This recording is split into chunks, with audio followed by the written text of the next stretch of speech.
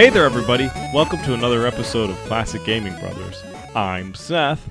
And I'm Zach. And we are the Classic Gaming Brothers. That's right. We are the Classic Gaming Brothers. That's right. How's everything been going on over with you? Good. I'm up in New Hampshire right now with my brother. Oh, that's right. We are up in New Hampshire. We're currently on a lake, the Lake Wobegon. And we're doing some fishing where the men are steady and the women are loose. Where all the women are strong and all the men are good looking and the children are above average. Oh, that sounds like just like the lake that we're on up in New Hampshire, enjoying our brocation. A brocation with the other bros. We've got producer Doug's son joining us, called Producer Doug 2. No, it's not his son. It's his understudy. Oh, yes, it's his understudy. Yes, we have Producer Doug's understudy. We like to call him, Producer Doug 2. And then we have some other brothers. We have one, he's our Chief Mean Master. Chief Mean Master. He's on our website. Josh, who's our Chief Mean Master. And then there is also our friend who will remain nameless. Yes, we call him the Nameless One. The Nameless One. He's also there with us. Producer Doug usually is with us, but on this trip, he's only with us in spirit. Mm-hmm. Because he's a ghost. He's not a ghost. So that's just the truth is, we didn't tell Producer Doug we were going on this trip, and we snuck out again. It happens. Yeah, like when we went to too many games, and also when we go to PAX. Though PAX are sanctioned trips. But yeah, so essentially, we snuck out, we went on vacation, and Producer Doug actually released this episode. So thank you, Producer Doug, for releasing this episode. Besides all that, Seth, between our brocation and the last episode, what have you been recently playing? Well, recently I've been playing Ravenloft Stone Prophet, which was developed by Dreamforward Entertainment and published by SSI and released back in 1995 for MS-DOS. It takes place in the world of Ravenloft, which is a campaign setting in the game of Dungeons & Dragons. Specifically, back in 1995, it was the Dungeons & Dragons world of 2nd edition, so the rules are a little bit different than the rules of 5th edition, which is the edition of D&D that is current and people may be familiar with. It's a lot of fun. Technically, Ravenloft Stone Prophet is the sequel to Ravenloft Strahd's Possession, which takes place in the world of Barovia, where you play in the campaign of Strahd. I've actually never really played that game to any significant amount of time. I have just played Ravenloft Stone Prophet because at some point in time we bought Ravenloft Stone Prophet, and we also bought Dark Sun Shattered Lands. So we had Ravenloft Stone Prophet and Dark Sun Shattered Lands. Two niche D&D campaign worlds. People are familiar with Ravenloft, but they're familiar with Ravenloft in Barovia, not Ravenloft, the module Touch of Death, which is what Ravenloft Stone Prophet is based on. So it's not even a popular module. And then Dark Sun is from the Dark Sun campaign setting, which is also not a very popular campaign setting. But we owned video games that represented these, and these video games are absolute bangers. And so I love Stone Prophet, and I've been trying to beat it over time. The last time I played it was actually about 4 years ago during COVID. I know this because I made a character that wore a mask because I thought it was in vogue. And I might have actually talked about playing this because we were recording at that time. But I'm playing as I have a dwarf. His name is Dwarg, and which is dwarf except with a G at the end. Dwarg. He's a fighter cleric. And then there's an elf named Riley, who is a thief mage. And then I have two NPCs in the group. An NPC by the name of Trajan Kent, who is a swarthy ranger man who you find out in the desert, and he's great. I love him. And also Raktor, who is a Wemmick, which is like a centaur, but instead of being a horse for his bottom half, it's a lion. He apparently misplaced his armor, and you have to find it. Because he is a Wemmick, he doesn't fit in normal armor because he's part lion. So you have to find only his special armor that's somewhere in the game. It's not really clear why he is missing his armor. So you have to adventure with him, and he's naked, like, the entire time. You don't see anything, but they do have, like, a paper doll where you can do the equipment, and he is decidedly like a Ken doll, except if Ken doll was a man lion. I'm just like, and this is my naked man that hangs out with us. But yes, so we're adventuring through. I went through the entirety of the obelisk, and I don't know if I was supposed to fight everybody in this obelisk. There was man scorpions who are men who are scorpions and poison you, and there were also these annoying things that were called like mummy tomb dead tombs or something. I don't know. They're like floating pharaoh heads, and they're annoying because when they died, they exploded in electricity, which is just annoying. I went through that entirety of the obelisk, got the clues to go to the next setting, and then we were off to the Temple of Set, which is all snake themed as it would be. Some more poison things that we had to run into. And that's where I am currently going through that temple. I don't know if I over leveled at one point in time because my characters went from where fights were kind of difficult to now every fight that we get into, it's pretty easy. And I'm just like, I don't know if I accidentally just fought too much, but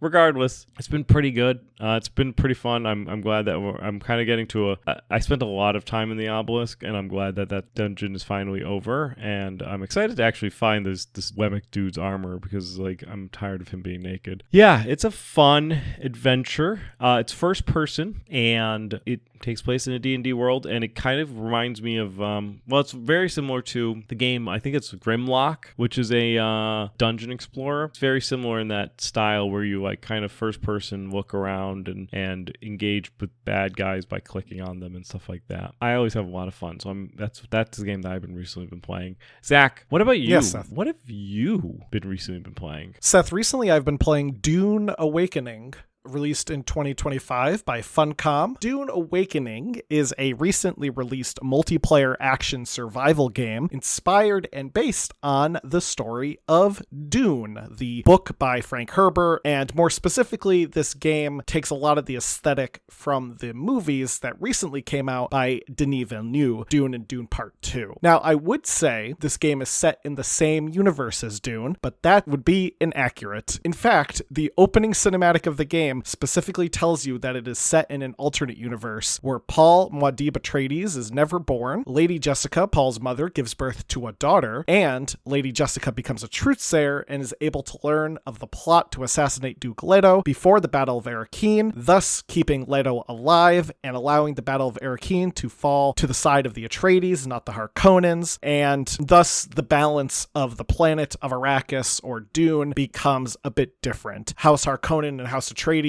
are kind of in a bitter feud. They are going through what's called the War of Assassins right now, where from everything I understand, it is they send assassins after each other, so there's a lot of clandestine fighting. So just assassins will try to kill heads of the houses, and then they get done away with. That's their war. The other mystery that is going on is that the Fremen, the people of Arrakis, have disappeared. No one knows where they went, and it's a little bit strange. So your goal is to discover where the Fremen have gone and to quote-unquote wake the sleeper as you're working for the Bene Gesserit, the sisterhood that is kind of always in the shadows of the different houses of Dune. Dune is a complicated story, if you're not familiar with it. It is very akin to medieval great epics. You have these houses, these families that are constantly at feud with each other. There is inner politics. There are these guilds that control things. And this game does a lot to kind of fuse in this world into a game that is both fun and also kind of interesting. As it is a multiplayer game, it kind of plays a bit like a looter shooter, similar to maybe Destiny or Destiny 2, but it is primarily a survival game, at least for most of the game. Your goal is to stay alive on planet Arrakis, as it is a desert planet, home to not only the brutal sun and lack of water, but also giant worms that will eat you. And the survival elements are mostly just building bases, learning how to find water, and trying not to get eaten by the worms. One of my favorite details in the game is a detail that comes from both the book and the movies, and that is your primary source of water. So Seth, if you're in the desert, if there was no rain,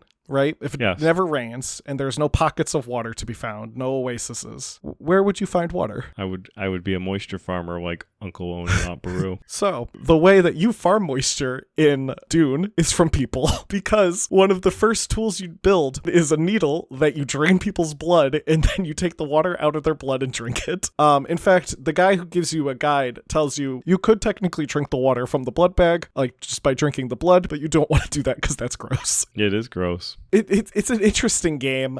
You learn about how to build vehicles. You learn to fly ornithopters, which are these kind of cool looking, not helicopters. They got like wings. They look like hummingbirds. And at some point you do get to learn to use the voice, a ability that the Bene Gesserit are trained in. The voice is this kind of way of strong persuasion. You use the voice to get someone to do something for you. Later in the game, you actually do have to harvest spice melange, which is the rare substance used for the Spacing Guild. Spice melange is a psychoactive, addictive spice that is found on the planet Arrakis. It's actually left over by worms when they digest things, and it gives you visions, but it also is incredibly valuable because it's the only way to travel through space is by the guild navigators ingesting spice melange so that they can see time and space and do calculations really fast. I'm looking forward to actually getting to harvest spice, as I think that's kind of one of the really definitive parts of Dune is the whole thing about spice. But I believe the spice harvesting does involve some PvP, and I'm a little worried about that because I hate PvP. I know this is a multiplayer game, but so far the whole thing has been PvE, in that I can pretty much do anything without interacting with people. In fact, I haven't really run into many people, if at all. I stumbled into a PvP area and then just left, and they were gone. And then I went to like one of the towns, and there were some people at one of the shops just walking around that were players, but I haven't seen them out in the wild, I guess you could say. So it's nice to kind of be able to play this multiplayer game, but from a more solitary perspective, which again is why I compare it to Destiny. You can do that with Destiny. But overall, I do like Dune Awakening. I'm looking forward to trying it out a bit more. I have heard that there's been some glitches that people have encountered that they've recently patched out, and it made some people mad because one of those glitches gave you unlimited money, but that glitch is now gone, so I will have to get money the old-fashioned way by killing bandits and taking their money and selling their goods. Now, to get into our episode today, back at our Rogue Squadron episode, Seth played through Shadowrun for the Sega Genesis as his retro rewind, and during the discussion about that game, Seth mentioned maybe we should talk about Shadowrun, as it does have a pretty dense history when it comes to video games. So what better time than now to talk about it? To get into the history of Shadowrun, the tabletop RPG, was originally published by FASA Corporation, who would also produce other titles like Crimson Skies and Battletech. FASA, F-A-S-A, initially was founded in 1980 by Jordan Weissman and L. Ross Babcock III. Great name. That is a great name. So these two would start the company with only $350 as their starting capital. Now, adjusted for inflation, 1980 to 2025, $350 is about $1,451. Not a ton of money to start a company off. In fact, that's not a ton of money to do much with, to be honest,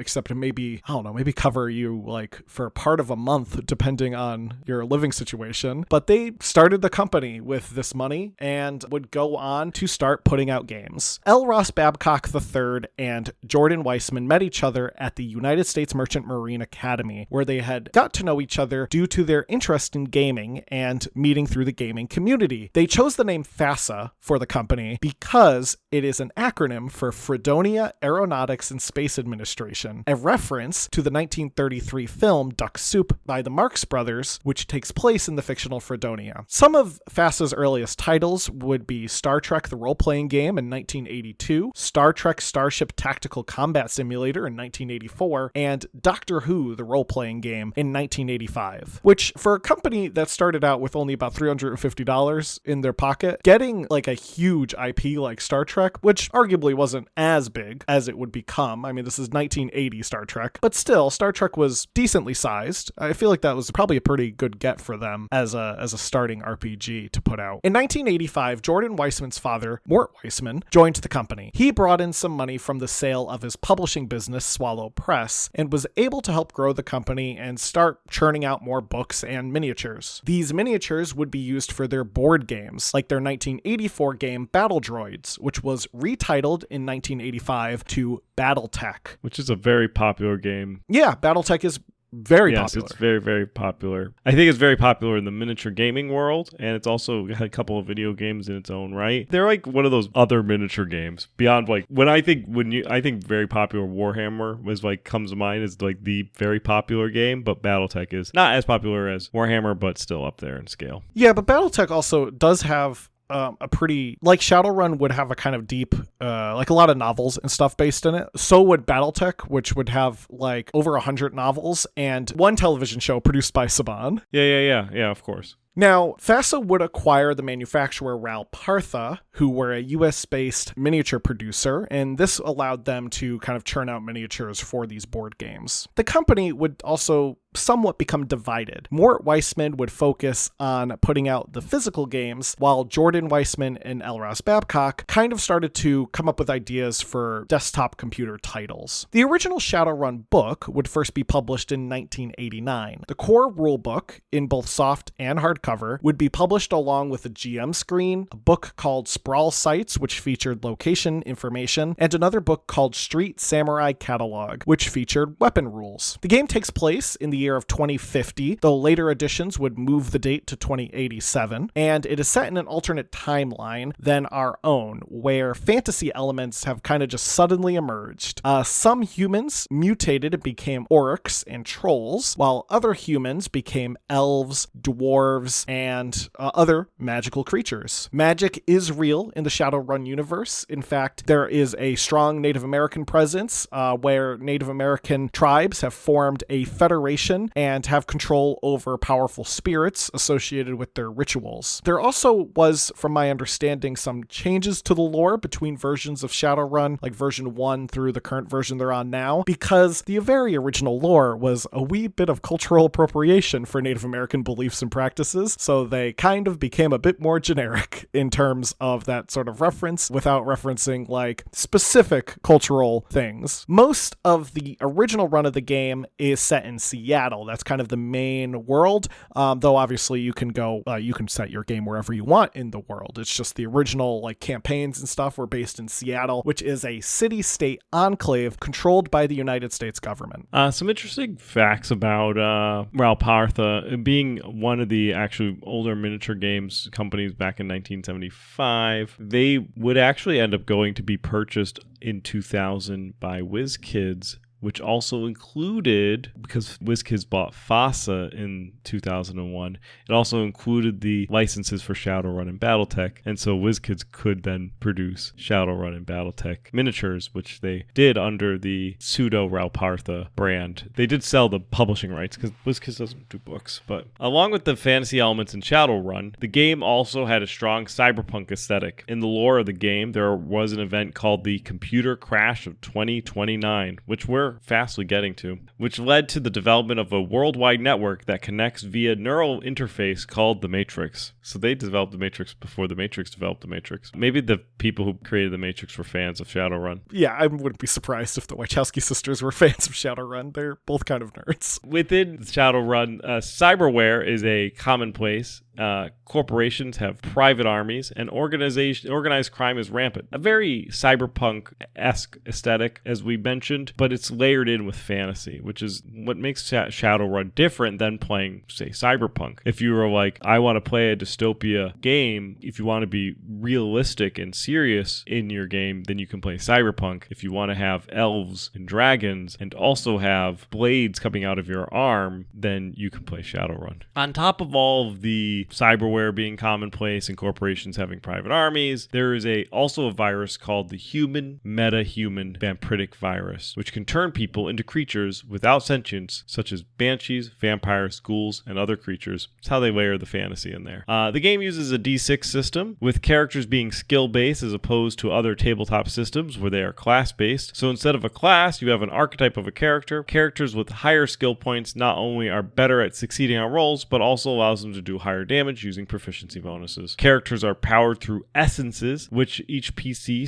has a starting value of 6. Essence allows you to use magic, so if you have lower essence, you have less magic. If you reach 0 essence, you die. Though there are some workarounds around reaching 0 and not dying. Cyberware, while helpful, can lower your essence, and throughout the game, players are awarded karma. Good karma, which can be used for skills or attribute boosts, or even to avoid death if you're willing to spend all your accumulated points. On release, Shadow did really well as a RPG. In issue 17 of White Wolf, Stephen Wick gave the game a 4 out of 5 and gave it a high recommendation, noting its appeal to more experienced gamers. Issue 9 of Game International also praised the game, praising the visual aesthetic of the publication, though criticizing the magic system. Because of its popularity, of course, video games would also follow. Shadowrun was kind of like the mature RPG after you've played some D&D. Yeah. Now, the first of the Shadowrun video games was released by Beam Software in 1993 on the Super Nintendo and was just called Shadowrun. It's a role-playing game that loosely adapts the Shadowrun novel, Never Deal with a Dragon, which is part of the whole Shadowrun canon. There's a lot of novels. The development of the game began after the acquisition of the FASA Shadowrun license from Beam Software, and the development was also plagued with issues. One issue being that the project lead, Greg Barnett, would leave midway through development to go start a different company, and this meant that the game had to briefly be put on hiatus before they could pick it up again, because they had to find a new project lead. They did find a new project lead. They replaced Barnett with Polly Kidd, who she is a fantasy and sci-fi writer now, but at the time she was working for Beam, and she was given a short deadline and had to work with her team to finish the game in about 6 months. Polly was familiar with RPG games, and she was actually really familiar with Shadowrun, but she had to rely on the storyline that Barnett had already approved because it was already being put in place, so she couldn't do her own writing for the game. She basically just had to lead a game that someone else built for her. Basically, she was given the framework for this game, and she just had to finish it. She was able to utilize some elements from a previous game that she worked on for the actual style of gameplay, that being the game Nightshade, which was a role-playing game released for the Nintendo Entertainment System. And Nightshade is a really interesting game. It is like a kind of edgy point-and-click adventure game, but on the NES. Now, a demo for the game was put together and was playable, but they had to change different elements of it, specifically dialogue in the game, from being what was too violent and full of sexual references to something that was a bit more palatable for the publisher. The publisher pushed back and wanted the game to be less violent sounding, but also they wanted the game to be a bit more lighthearted and fun. They were trying to put it out on a Super Nintendo, which at the time was kind of considered a children's console, and video games at the time still had a strong association with children, so the publisher might have been a little hesitant to put out mature content.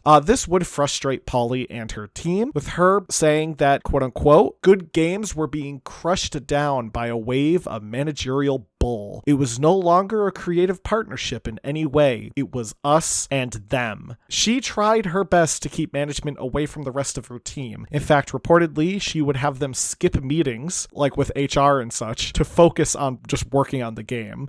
So instead of having them have to deal with management, she'd be like, nope, you're skipping all these meetings that management wants you to go to. You are going to work on your project. Shadowrun was released on time in 1993 in North America and Europe, and was later brought over to Japan in 1994. The game is an isometric RPG. You play as a character named Jake, who you control with a cursor, and this allows you to perform various actions like opening doors, looking at things, or talking to people. Combat and all that stuff is also handled through cursor actions, so it's largely a point-and-click adventure game, but on console. And it did really well. In fact, it scored great. Publications like Nintendo Life gave it 9 out of 10, Superplay gave it 85%, and All Game gave it 4.5 out of 5 stars. In 1994, Blue Sky Software, not to be confused with the Blue Sky social media platform, would take their own stab at making a Shadowrun game, though this would be a more action-centric game than the SNES version. The game is still an RPG, however. It just does not utilize the same point-and-click mechanics that the SNES version utilized. The game game also, uniquely, is somewhat open world. While the opening of the game consists of you in one area, you can travel to different parts of the city by taxi or other forms of transport. The game utilizes the karma system from the tabletop RPG, which offers you the ability to customize your character's various skills. To earn money and karma,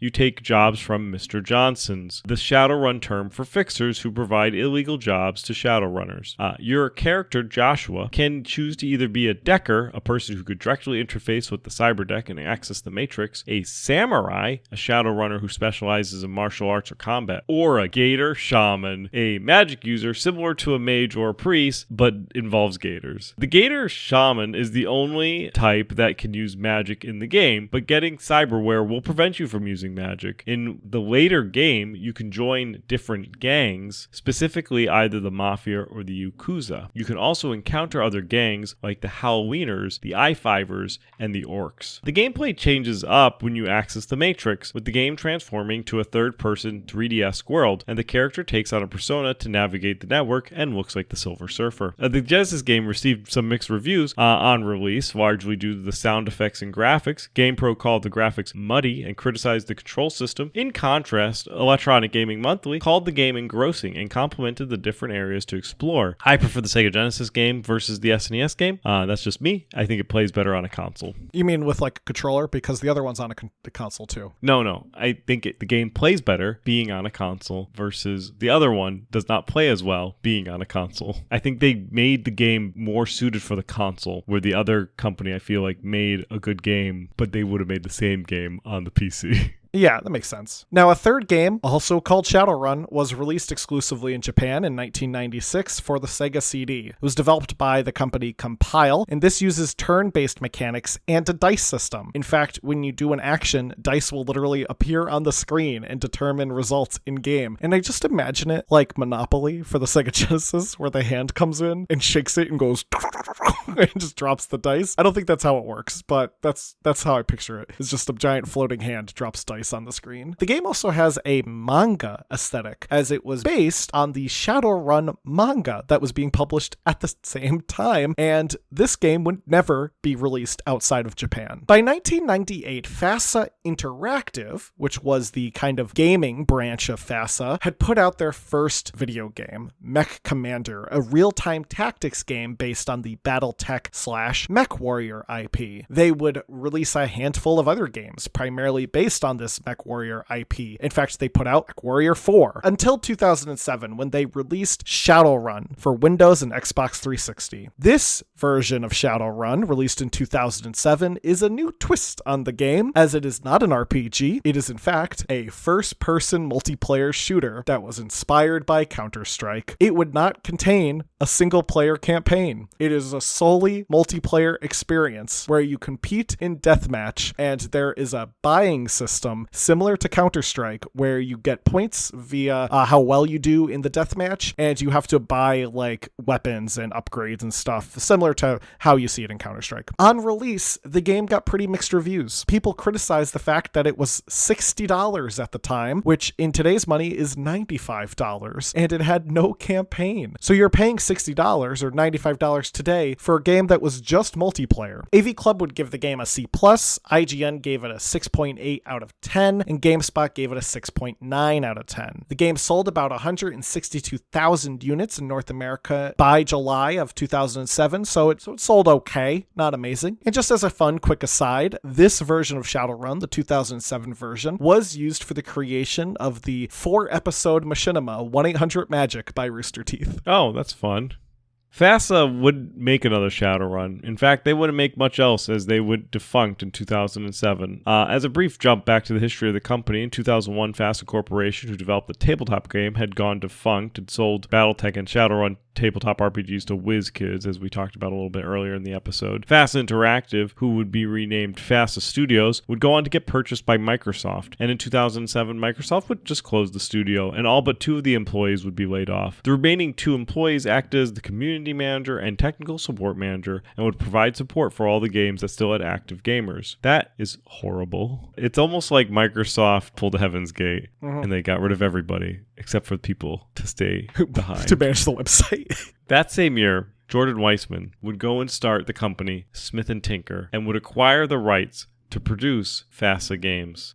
I'm very glad that we no longer have to talk about the company called FASA anymore, because I kept, throughout this episode, which I'm sure Zach has cleaned up, kept calling it FASFA. Though, sadly, Smith & Tinker would close the doors on 2012 and would not have released a Shadowrun game. Jordan's new company, however, that he started after Smith & Tinker, would be called Harebrained, and they would put out a Shadowrun game. In fact, they would release Shadowrun Returns in 2013. Shadowrun Returns was developed through crowdfunding campaign ran through Kickstarter. The campaign went out and looked for $400,000, which it met within 28 hours, and by the time the campaign closed, it earned $1.8 million.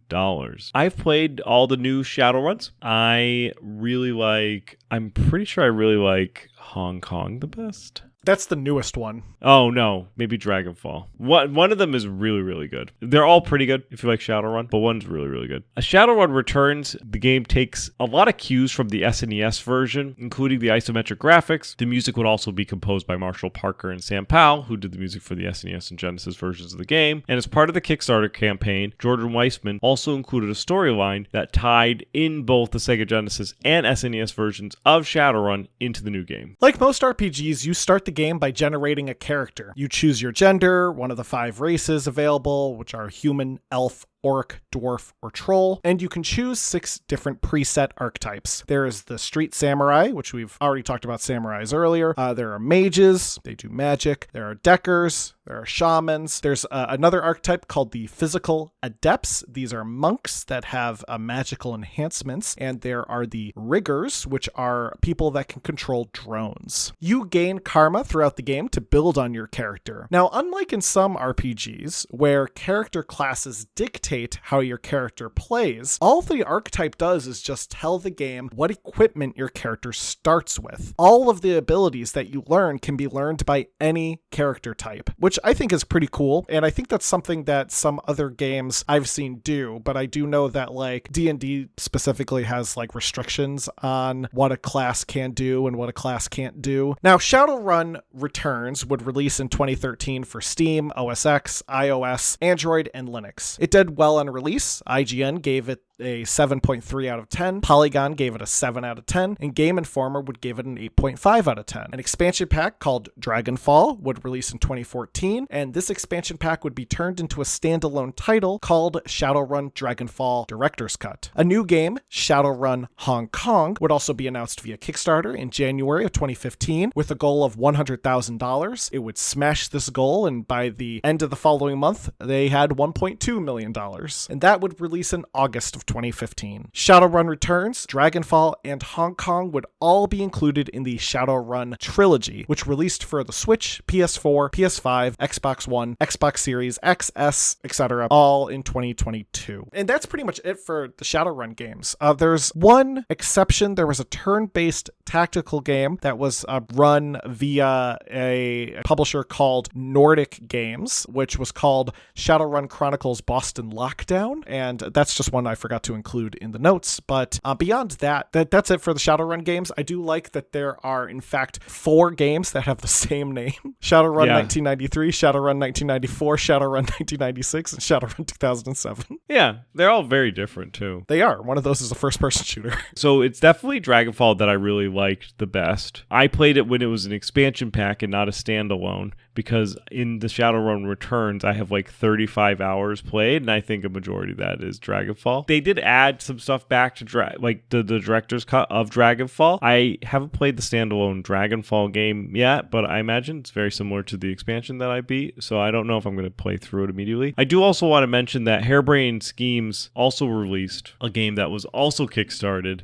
Battletech. Jordan Weissman would go on to release a Battletech game. So I just think it's funny that Jordan Weissman, who was like really developing these like Battletech games and Shadowrun games, would go on to get back the properties and release games through Kickstarters. Well, that will do it for our Shadowrun episode. We're going to get into our retro rewinds. But before I do, maybe we'll revisit FASA at the future date. Maybe we'll talk about Battletech, because I do know that Battletech is connected to the MechWarrior franchise, and MechWarrior also has a pretty extensive video video game history, and I have some personal memories of playing one of the Mech Warriors because we had it on a demo CD. In any case, getting into our retro rewinds, Seth had me play nothing. If you listen back to the last episode, Seth didn't tell me what to play. He forgot. However, I did my due diligence, and I went through our notes, and I saw that Seth had wanted me to play the game Lagoon for the Super Nintendo. So I could have played any game I wanted, but I chose to play the game Seth wanted me to play in honor of Seth's original wishes, which were not met because he forgot to read the note that he wrote because he didn't color it blue.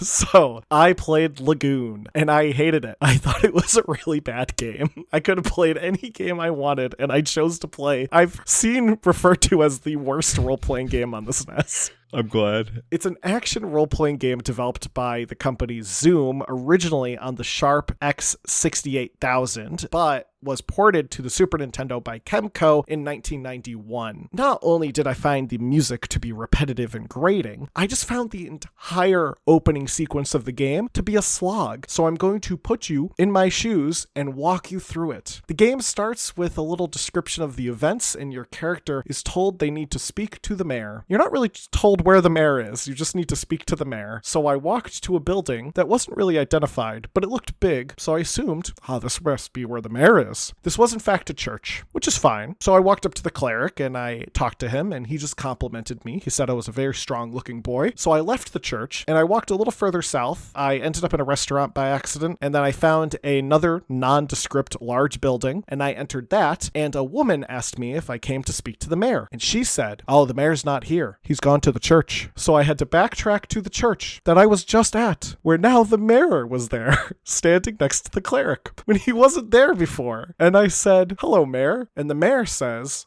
"Hello," my character's name, which I can't remember. Then this random guy comes in and he tells me that there is a problem at the mine. So the mayor and I go to the mine, and there is a man lying on the ground who says there are demons at the mine. And the mayor tells me, "Go tell the cleric about the demons." So I had to go back to the church, the same church that I've been to now twice for a third time, to now tell the cleric that there are demons at the mine. And you know what the cleric told me to do? He said, "Go back to the mine and fight the demons." Well, why didn't you fight them when you were there originally? I don't know. The mayor told me to go to the cleric.